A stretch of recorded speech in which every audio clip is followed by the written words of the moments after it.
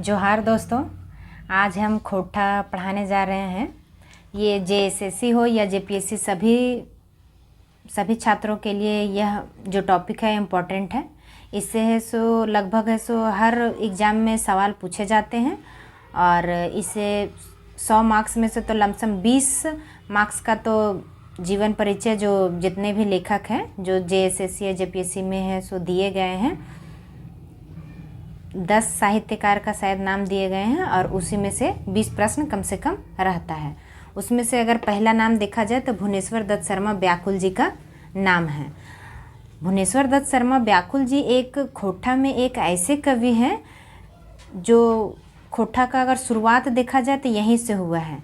इसीलिए कहा जाता है कि जखन खोटा भाषा और साहित्य के बात उठो है तखन भुवनेश्वर जी के नाम और ख्याल जरूर आओ है। कहे कि इनकर नाम है नवजुग के कवि के रूपे मानल जाए है। भुवनेश्वर दत्त शर्मा जी का जन्म है सो 7 मार्च 1908 ईस्वी को महताडी गिरिडीह में हुआ है। महताडी कहाँ है तो ये गिरिडीह में है। इनका परिवार का जो निवास स्थान था बिशुनगढ़ हजारीबाग में था। इनके आजा का नाम पंडित अयोध्या प्रसाद उपाध्याय था। पिता बलदेव उपाध्याय जी थे।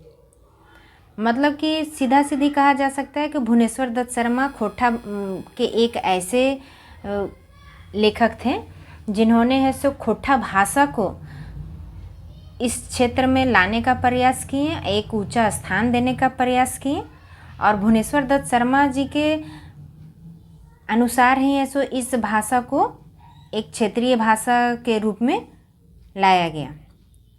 भुवनेश्वर दत्त शर्मा व्याकुल जी जखन 6 महीना खलथिन तखनिए उनकर बाप के मृत्यु भे गेल।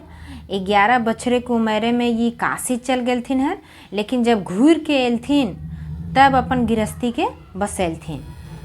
1925 ईस्वी में है सो गांधी जी के संगे योहो आज़ादी के उलगुलाने में कूद गेलथिन। कहे कि ये है सो गांधी जी के अहिंसावादी विचारधारा से प्रेरित हलथिन। जिस तरह है सो गांधी जी हरिजन के सपोर्ट किए थे उसी प्रकार इन्होंने भी है सो अंतर्जातीय विवाह किया और अपने उस टाइम अपने धर्म और जाति के प्रति लोग मर मिटते थे और उस समय है से इन्होंने अपना विवाह दूसरे जात में किया था। भुवनेश्वर दत्त शर्मा व्याकुल जी झारखंड के कवि के रूप में तो हैं ही, साथ ही है सो ये उलगुलान में भी है सो आज़ादी के खातिर है सो अपना बहुत सारा योगदान दिए हैं। कई बार जेल भी गए हैं। भारतीय राष्ट्रीय कांग्रेस के ये सक्रिय सदस्य भी बने हैं। जखन है सो 52वां रामगढ़ अधिवेशन जो कांग्रेस का हुआ था उसमें है से इनकी भूमिका महत्वपूर्ण थी। 1930 ईस्वी में आज़ादी के आंदोलन में ये जेलों भी गलथिन। कहाँ हलथिन तो हजारीबाग के जेल में ये बंद हलथिन। तखन है से राम वृक्ष बेनुपुरी जी अपन हाथे एगो लिखल पत्रिका कैदी बाहर करलथिन हल, जेकर में कवि व्याकुल उपनाम से एगो कविता भी प्रकाशित भेल है। कवि व्याकुल इनकर प्रमुख रचना देखल जाए प्रताप, वर्तमान, कर्मवीर, लोकमान्य, विश्वामित्र, हिंदू, पंच, हिंदुस्तान। आप इसको सीक्वेंस में याद कीजिएगा तो ज़्यादा बेहतर होगा। प्रताप, वर्तमान, कर्मवीर, लोकमान्य, विश्वामित्र, हिंदू, पंच, हिंदुस्तान, बालक, जनता, जागृति। इस प्रकार जो इनकी रचना है ये बहुत ही इम्पोर्टेंट रचना है और जितने भी सवाल आते हैं लगभग इसी से आते हैं। राम नारायण सिंह जो हजारीबाग के सांसद थे वो है सो इनकी कविताएं सुनकर इनकी प्रशंसा किए और इन्हें राष्ट्रीय कवि कहकर पुकारते थे, क्योंकि है सो इनके कविता में है सो राष्ट्रीयता की भावना झलकती थी। वही माखनलाल चतुर्वेदी जी ने भी व्याकुल जी के जितने भी कविताएं हैं उनका प्रशंसा किया और उन्होंने बोला कि इनकी कविताएं में राष्ट्रीयता कूट कूट कर भरी हुई है। इस प्रकार देखा जाए तो माखनलाल चतुर्वेदी और राम नारायण सिंह दोनों ने है सो इनकी प्रशंसा की है। सीधा सीधे बोल जाए तो भुवनेश्वर दत्त शर्मा व्याकुल जी एक ऐसे कवि और लेखक हैं कि खोठा के अर्थ से लेके फर्श से लेके अर्श तक पहुंचाने का कार्य इन्होंने ही किया है। जखन है सो लोग खोठा भाषा के बोले और बचके में लजा हलथिन, तखन है सो खोठा भाषा में रचना करलथिन और खोठा भाषा के मान महत्तम देवे के प्रयास करलथिन। खोठा भाषा में रचना लिखलथिन, जेकर से देखल जाए तो खोठा भाषा के विकास भेले।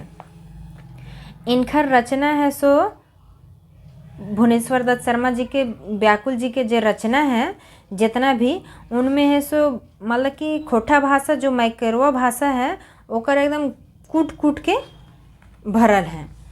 और भुवनेश्वर दत्त शर्मा व्याकुल जी हिंदी, उर्दू और खोठा तीनों भाषा में अपनी रचनाएं किए हैं। भुवनेश्वर दत्त शर्मा व्याकुल जी के एगो छौआ दुलार कविता है जे बहुत प्रसिद्ध है। ओकर 2 गो लाइन ई तरी देखल जा है। हमर बाबू हमर सोना, हमर सुगा पढ़े गेल, सुन गे अकली सुन गे खगिया, आज करे जा ऊँच भेल। और ई तरी देखल जाए तो भुवनेश्वर दत्त शर्मा व्याकुल जी के जितना भी रचना है वो बहुत फेमस है। और खोठा भाषा में इनकर है सो जो योगदान है सो ढेरे उच्च ठाव देवल गए हैं।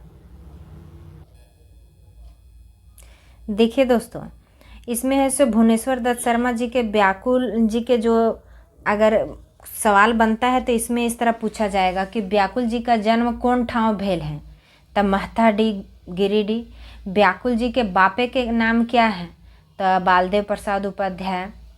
भुवनेश्वर दत्त शर्मा व्याकुल जी काशी चल गए हल कितना बच्छर में, तो 11 बच्छर में। व्याकुल जी कौन कौन भाषाएं में रचना कर रहलथिन, तो हिंदी, खोठा, उर्दू। तो ई तरी देखल जाए तो व्याकुल जी के जितने भी रचना हैं इनसे संबंधित यही सब प्रश्न पूछे जा सकते हैं।